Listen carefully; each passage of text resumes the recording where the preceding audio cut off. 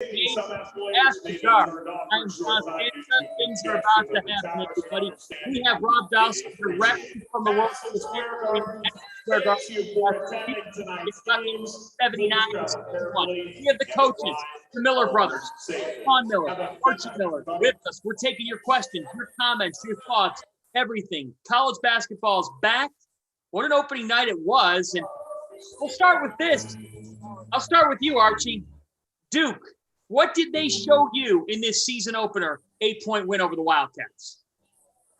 Well, I think just in watching the game tonight, they got elite talent, with Paulo and TREVOR KEELS additions. Those two guys are, all conference caliber players, maybe the two best players on the floor, not only for Duke, but in the game. And that's a big difference in those guys a year ago. The length of Duke, wow.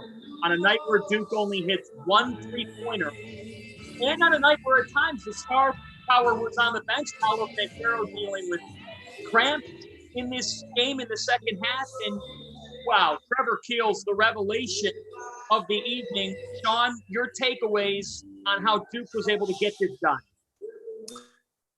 Well, I think anytime that you can be on the stage that they were on this evening and you go 1 for 13 from the three-point line and have the feeling that you're going to win the game almost the entirety. I give Kentucky a lot of credit. They fought hard, and the three-point line, Kentucky shooting it well, Duke going 1 for 13 kind of kept them in it. But, the telling stat, and I think especially early in the year, when you can have a free throw differential of 23 free throw attempts to 7, Duke 23, Kentucky 7, that was the difference in tonight's game. And I think a lot of it was reflective of the difference almost in depth and talent. I thought Duke was the more talented team here tonight. Let's go to the Garden. I'll tell you what, it's never been better. You guys have both heard this when you're walking off the Garden floor. New York State of Mind, Billy Joel, Frank Sinatra with New York.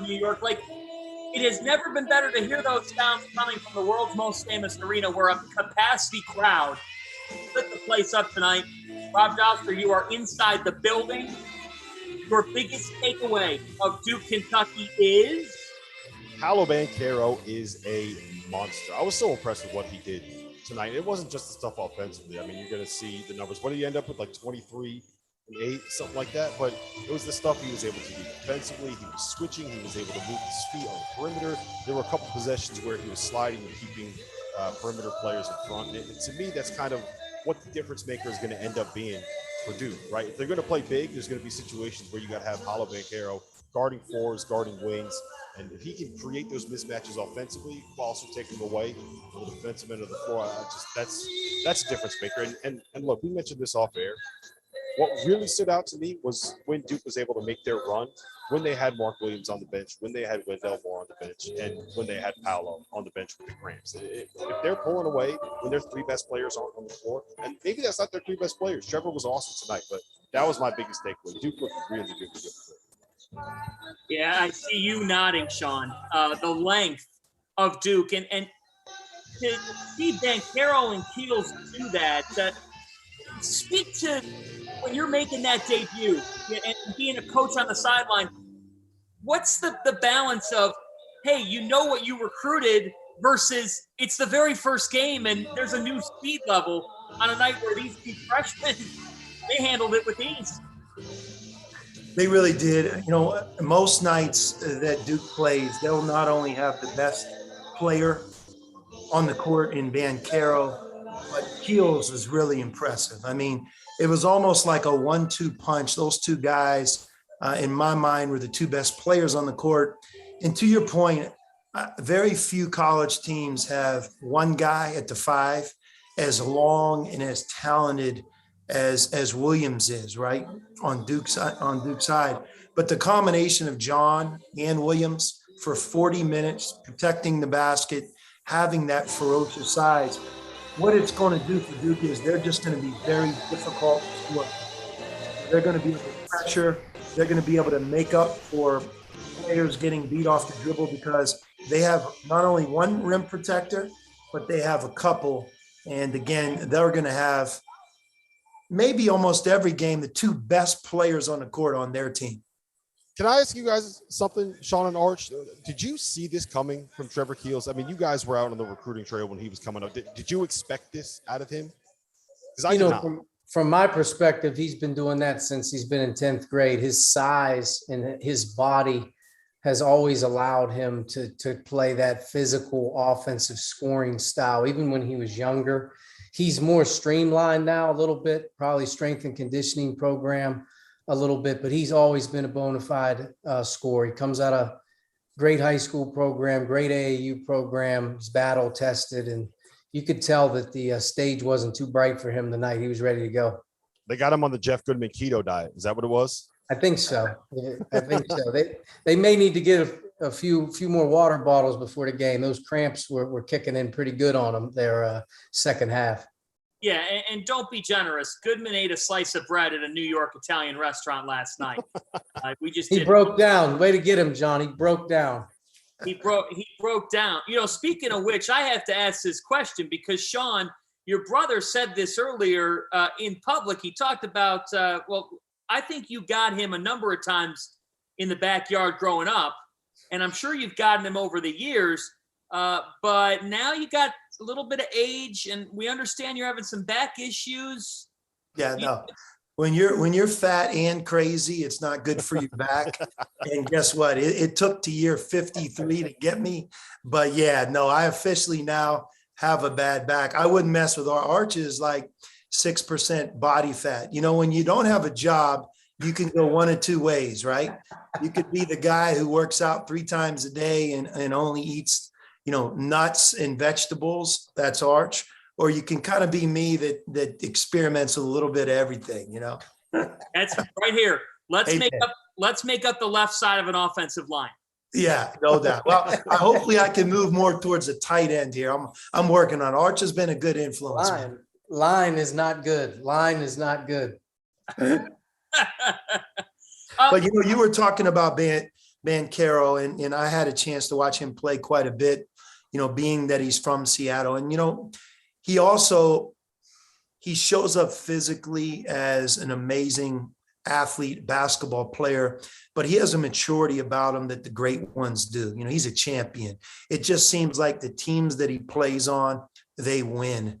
And tonight, even though that's game one, hard to believe of his college career, he showed up in Madison Square Garden as the best player in the game, you know, him and Keels, but it's almost like they expected to win.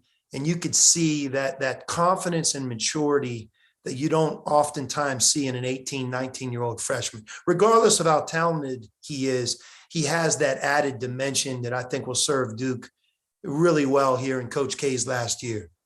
Yeah, and in Coach K's last year, that dynamic, it's only human nature, guys. Coach K goes out to center court at halftime of the first game between Michigan State and Kansas. There's a big ceremony. They've got the plaque. He's getting mobbed. You know, the capacity of these freshmen to be able to step up on this stage, it felt like that type of a win for their coach to start off his final ride in fashion. And I think on the other side here, and Archie, I want to bring you in here on this point, like the first night of the season. Well, is this a coach's biggest, you know, like what are you having trouble sleeping the night before that first game just because everybody's like waiting for that 40 minutes to make all their thoughts, all their judgments on your team? Well, I think, you know, the opening of the season, there's a lot of anticipation, you know, surrounding, you know, everybody on your team, your incoming recruits. Your own team hasn't really experienced only 5 guys playing for real. You know, you've either been an exhibition game or a scrimmage setting. A lot of guys have gotten minutes. In a game like that in Madison Square Garden tonight, and you're playing for all the marbles, there's some nerves, there's some anxiety, but not just for the coaches, the players. So it's a tough game. Your opener's always a little bit tricky. Here's the thing I'll tell you, though. The Champions Classic is a great event for those 4 teams and programs. Think about it. It's the opening night of college basketball. You're in Madison Square Garden. It is a big night. Coaches learn a ton from the single game that they're going to play in tonight's game. If you win, the confidence that you leave the arena with, but also learning great lessons, it seems to stay with you throughout, I think, the rest of the non-conference season. The two teams that lose, you're going to lose to one of the top seeds in this year's NCAA tournament on a neutral court.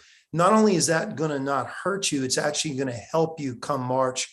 And guess what? You're going to learn even more because you'll have your team's undivided attention.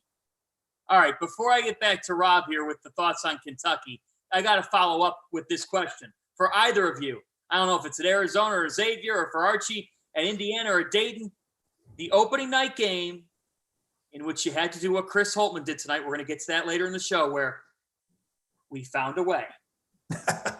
Do you have an example?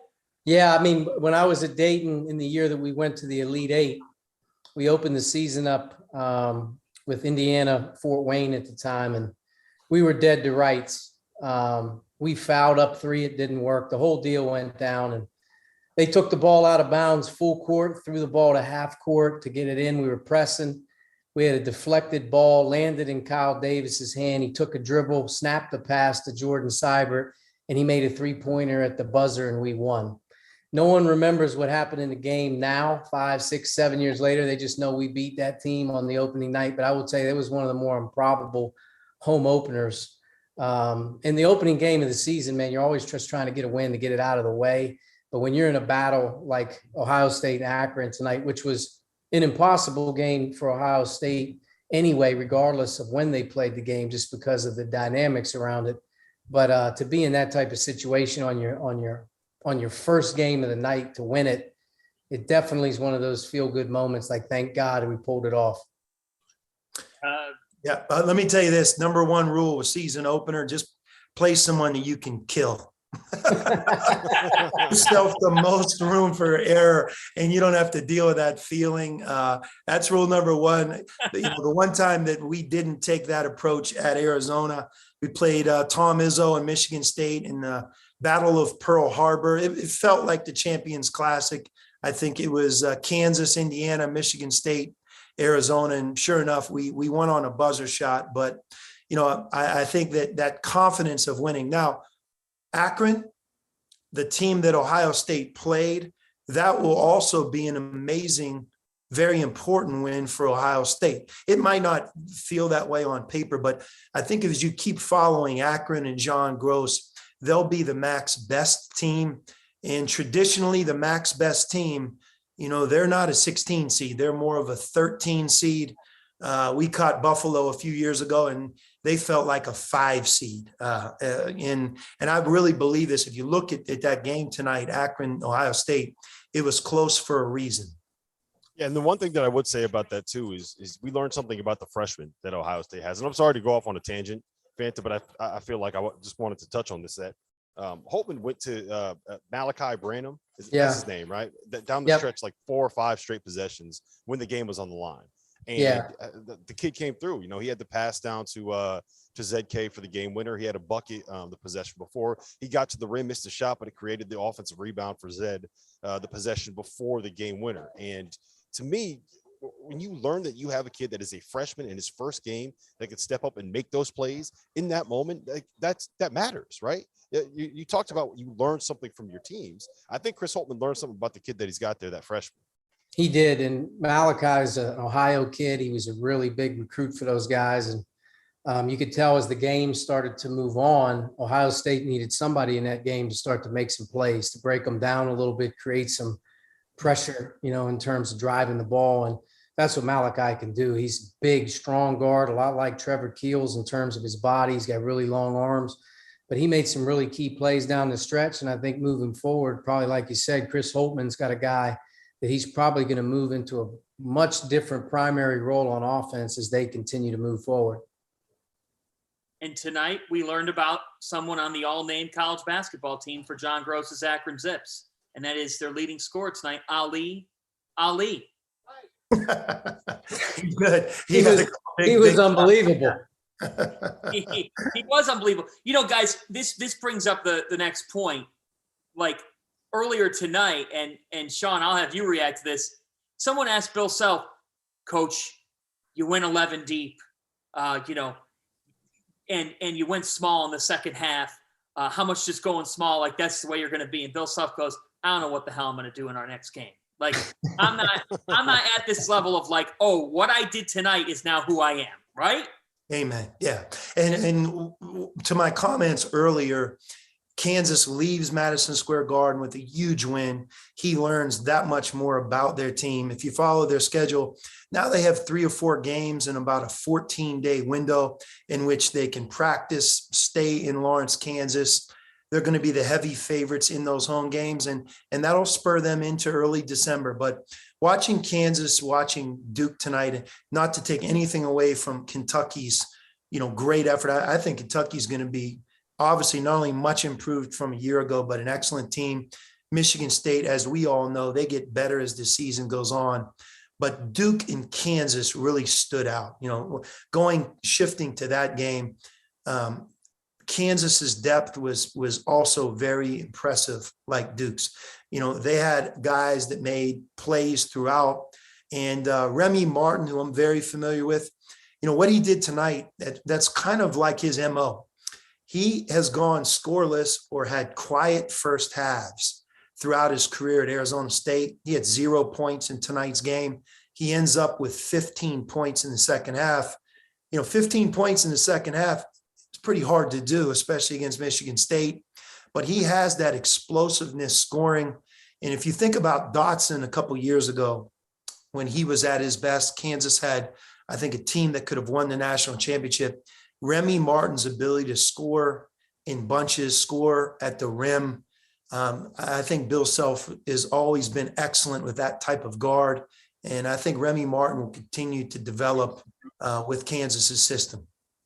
Do you guys think that he can be that kind of distributor, the guy that sets the table for everybody on Kansas? Because that's always been my biggest concern ever since he committed to Kansas. I don't know if he can do it, but there were times. What I thought was really impressive, and I'm sorry, I don't mean to cut you off, is just that he kind of let the game come to him, right? That's the point that you were kind of making a little bit, Sean. And then once they needed a bucket, he was able to make a couple plays on the stretch. He had that one shot, that long 2 right before the shot clock went off. So it's kind of, you get down to, you need a basket. He can do that. And I don't know if Kansas has another guy that can do some of the things he could do.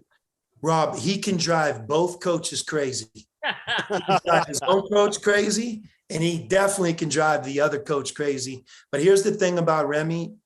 In his first 3 years at Arizona State, he led them to the NCAA tournament. I don't know if another program was decimated more by COVID than ASU was last year.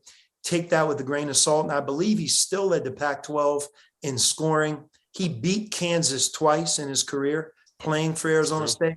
You talk about a guy who doesn't shy from the big moment.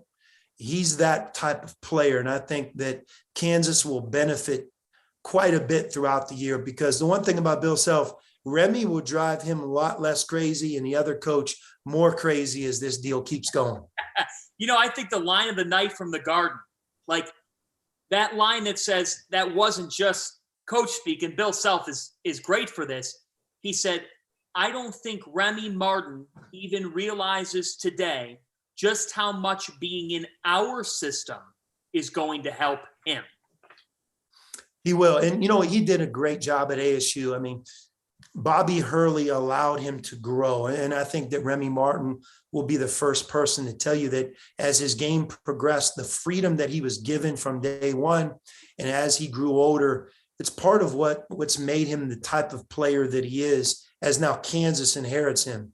However, some of the things that he'll do with a better cast around him, no doubt playing both sides, gambling less on defense, using his quickness more within a system, it could lead Kansas deep into this year's NCAA tournament. But like I said, for me, watching Duke and watching Kansas, those are two teams, they're going to withstand the test of time this season. Keeping in mind, Kansas playing without Jalen Wilson, I mean, that also I thought was really remarkable to think about how well they played without him. But their freshmen really stepped up down the stretch, even late first half when they went on a little surge defensively, made some key plays down the stretch in that first half. And then the momentum seemed to carry over. And for the Jayhawks, Ochai, it was his night. Agbaji had the night. And I Terrific player. could not have been more impressed. And how about this? He told our Jeff Goodman he was this close to leaving for the NBA draft. Yeah, that's the best recruit Kansas got right there. Sometimes retaining a player who's in that decision-making mode and allowing him to return to do what he did tonight, career high 29 points. That's what this is all about. But no question, we talked earlier about the two freshmen at Duke. This is different for Kansas because he's not a freshman, but Agbaji was a tremendous player tonight. What's interesting about with a guy coming back like that is a lot of times they will be playing to try to make themselves a better NBA prospect as opposed to playing to try to make themselves better for what their team is going to ask them to do, right? They're going to play towards the draft. They're going to play to develop, to show that they can be a passer or be a shooter or whatever it ends up being. It feels like Agbaji just got better at doing what he needed to do for Kansas to win. Is that fair? Am I right on that? Yeah, I mean, it's the most important thing. There's the right reasons to come back and the wrong reasons to come back. And you can tell that he's completely in tune with how they play. They're so comfortable, even with bodies. It's one thing Kansas has always been so impressive with. They're so comfortable on offense. They're very confident on offense as a group. They move, they cut, they move the ball. And, he played right within the framework. There wasn't a whole lot of crazy, just outlandish individual plays that he made. And he's good. I think the two other things that go with Kansas, they're going to throw the ball inside a lot of unique ways. And David McCormick gives them double figure